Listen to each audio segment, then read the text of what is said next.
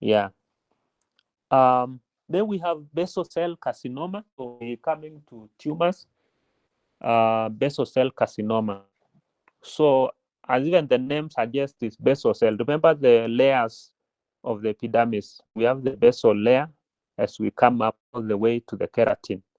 So of course already you know it's probably starting from that layer of cells at the basal layer of the epidermis.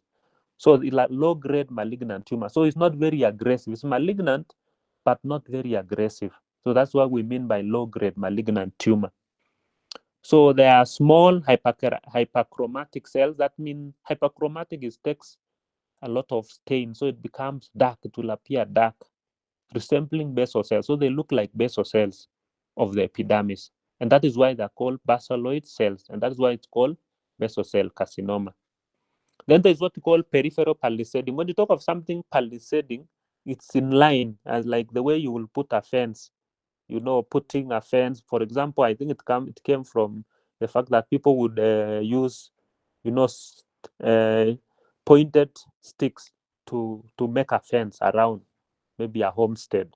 So that's what we mean by palisading. And when you talk of peripheral, is on the periphery and on the sides. So you see cells that are in line. So peripheral palisading.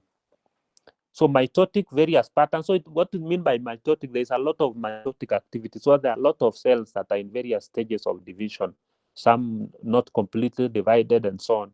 So there's a lot of it's mitotic with various patterns.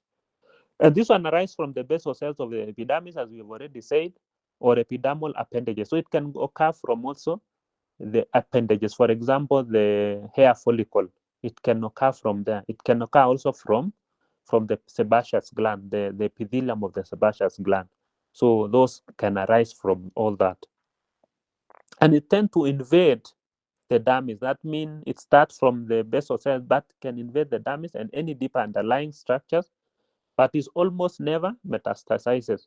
So although it can invade the dermis or another deeper structure, it's almost never. So of course, but when you talk of almost never, it doesn't mean it never. It can. That's why, as I said, in medical world, rarely do you have something that is invariably. You cannot talk of invariably, but very rare, rarely metastasis. That is moved to distant organ. For example, it cannot easily move to the lungs or any other organ. So rarely, almost never metastasizes. Um, so occur most frequently on light exposed areas of the skin, particularly the face. So the areas that are always exposed to the skin, like most of us rarely really you don't walk around always your head covered. Most of our face will be exposed, even partly our neck. And then this one tend to be common in middle-aged people. That means whatever you think of middle age, maybe from 50 and above, maybe 40 and above, middle-aged people. So it tend to be common, but of course it can occur at any age. So usually present as nodular lesions, which may undergo rugged ulceration. So nodular is like a solid, a nodule. Yeah. But it can undergo ulceration. That means there can be loss of the skin surface so that you develop an ulcer. So they're calling it rodent ulcer. You see, if you've seen the way a rat or a rodent will eat something, it tends to create, the way a rodent will eat on something. So that's why it's called rodent ulcer. Yeah, it appears like the rodent and rat or something have been eating that thing to create a defect. Yeah, so that's what we mean by rodent ulcer. That's why the name is given. So it's strongly associated with chronic sun exposure. Yeah, so for people who have chronic sun exposure, so for those tourists who come to Africa, to East Africa to bathe in the oceans, for example, the sun, in the sand there in Mombasa, for example, and it's common in white-skinned people. For us, you realize the African, most of the time we have the kind of melanin we have, we think probably is help us to be more resistant to injury by the ultraviolet light, which comes from the sun. So this one will be more common in white-skinned people. And of course, so it's important to know, even though it may not be very common in Africans, But all of us are probably, you may end up working outside Africa, outside Kenya. And so these are things that you should know. You're likely to see them in white-skinned people.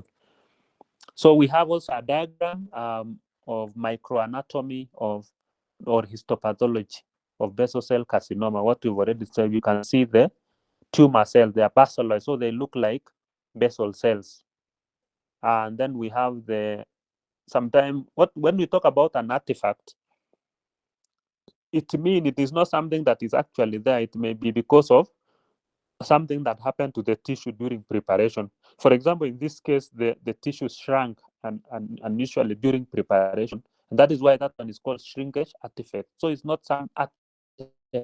Talk of something artifact. Sometimes even in X-rays, in CT scan, you may see an artifact.